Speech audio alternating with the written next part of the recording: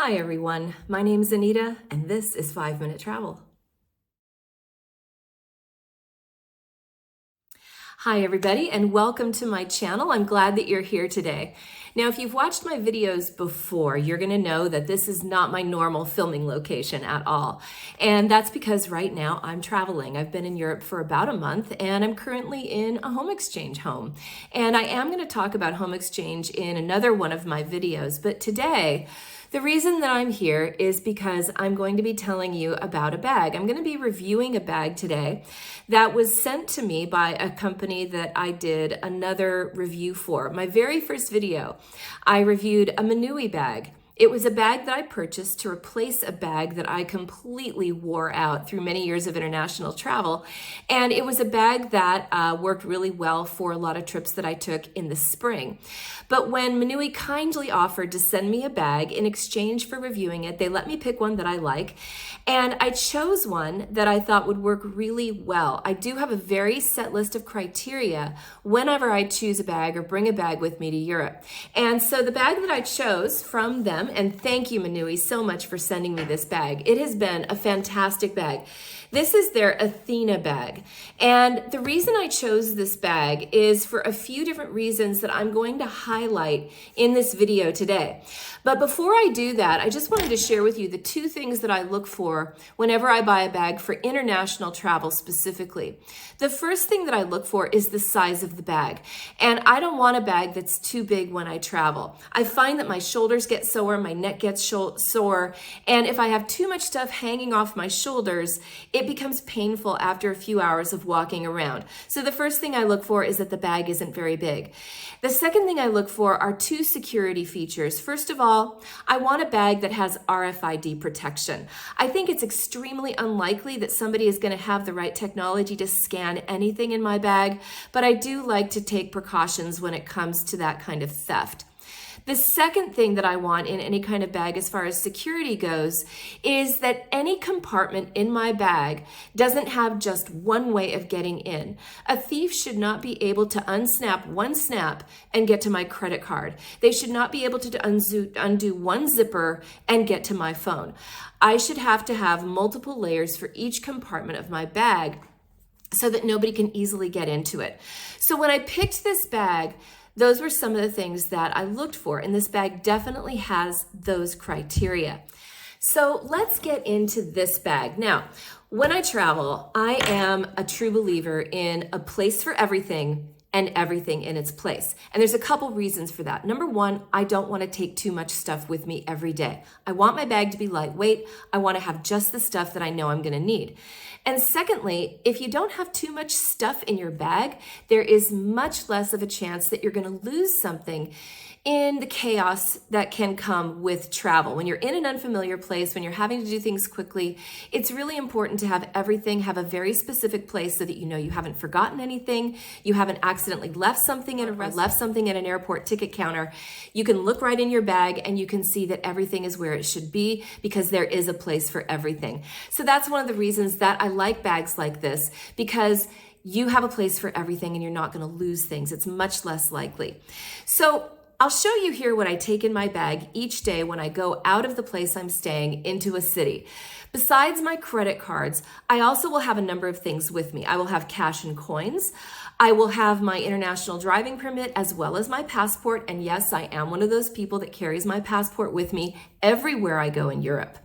The other things I have with me are my regular glasses case, my sunglasses case, and I also will carry around my earphones with me. Besides those things, I also have my very thin TG90 lightweight charging brick with multiple ports that I cannot live without.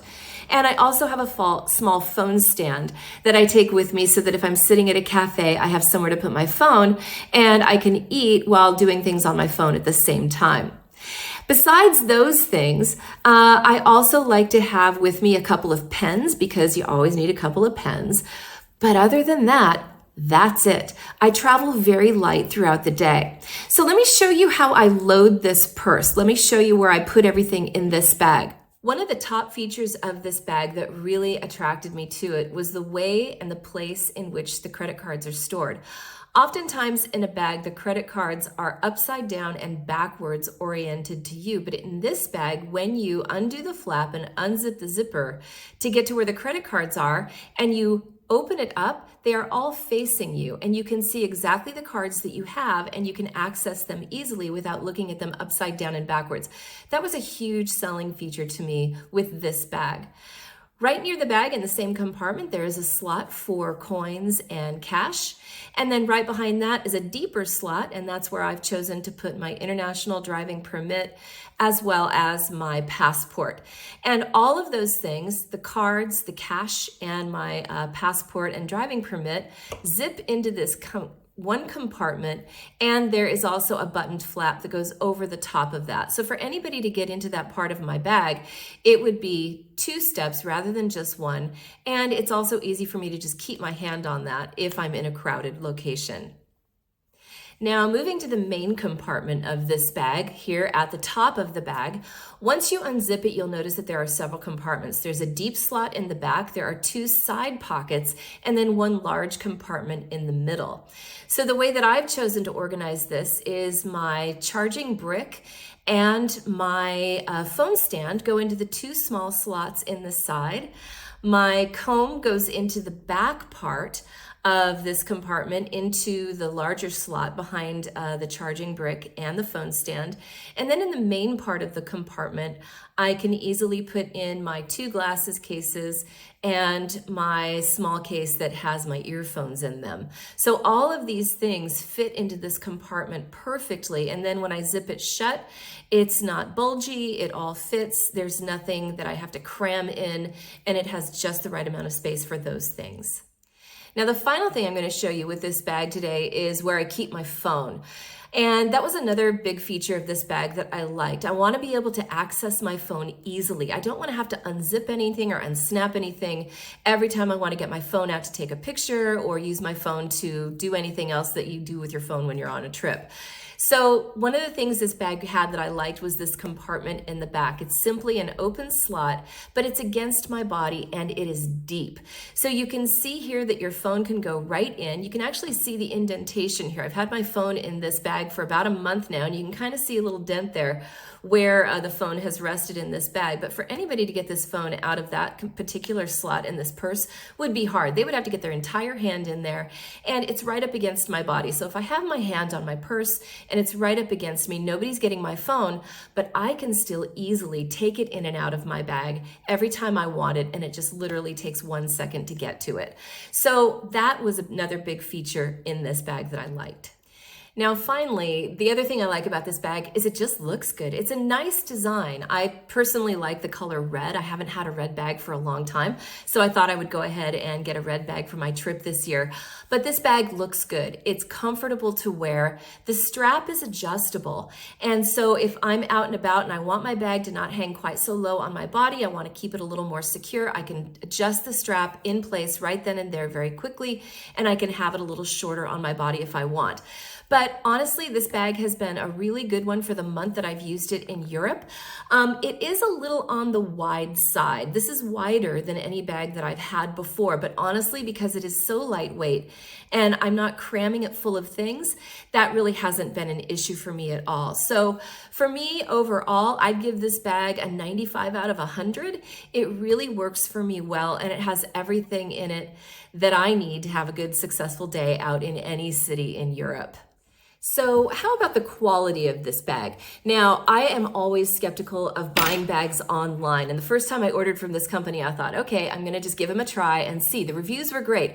And this bag is just as high quality as my other bag. The stitching is excellent. It's very even. The zippers are hefty. They are high quality. And the construction of this bag is very, very good. And I think for its price point of $169, I think it's a bargain. And again, there is a discount code below if you are interested in this bag.